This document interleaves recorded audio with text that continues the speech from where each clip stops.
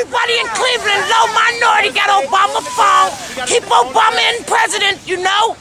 No drug, not even alcohol, causes the fundamental ills of society. If we're looking for the source of our troubles, we shouldn't test people for drugs. We should test them for stupidity, ignorance, greed, and love of power. P.J. O'Rourke. I sit oftentimes in a local gas station that has free Wi-Fi.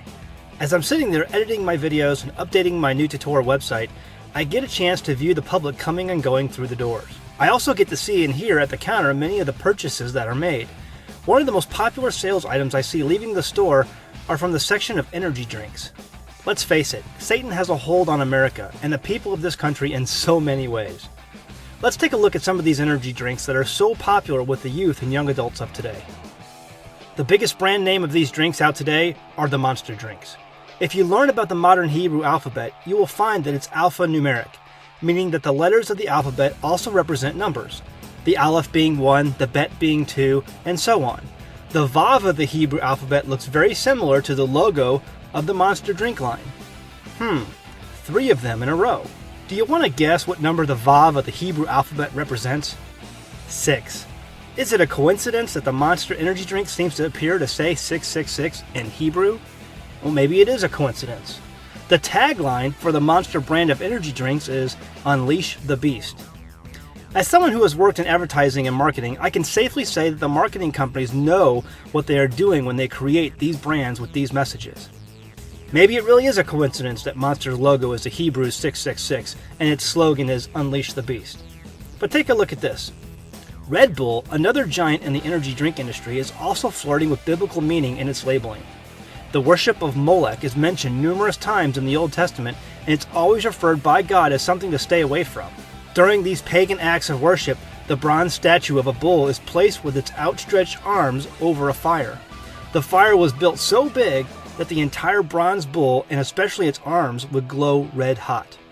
Then a year-old infant would be placed into the red bull's glowing hot arms and burned alive. 2 Kings 23:10.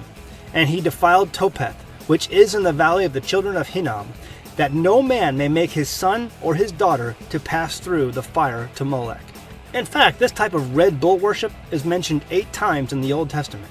Then you have the popular line of Nos drinks. Turn the Nos can upside down, and you have the word sun, and the arrow logo pointing down.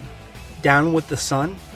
There are many other examples. What is evident here is the overwhelming effort by the enemy to distract a nation drunk on riches and filled with decadence from ever having a revival back to the ways of the Father.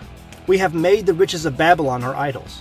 It's not good enough for Americans to have clean drinking water. No, we need to have energy drinks packed with chemicals and mind-altering narcotics in order to be happy and fulfilled.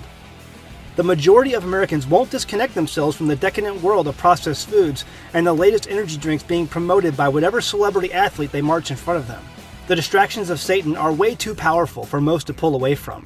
What will happen to America will be an involuntary disconnection from all of the indulgences and addictions of modern American life. It's at this time Satan's real purpose is revealed. You see, getting you addicted to processed chemically laden foods and drinks isn't his endgame. It's when it's all taken away is what he's waiting for. Then the real show begins. Can you imagine a nation addicted to sugar, caffeine drinks, and foods filled with addicting monosodium glutamate having suddenly the needle yanked from its arm? People are going to go absolutely nuts. Most of America has no idea where food even comes from anymore, much less what real food actually tastes like. The Father of heaven and earth will not allow this system of decadence to continue. The Western world, including America, is drunk on adultery, fornication, idol worship, pagan rituals, mindless consumerism, and never-ending godless entertainment. I've said this before, and maybe you've heard it too. If the Creator of heaven and earth doesn't judge this nation soon, he will owe Sodom and Gomorrah an apology.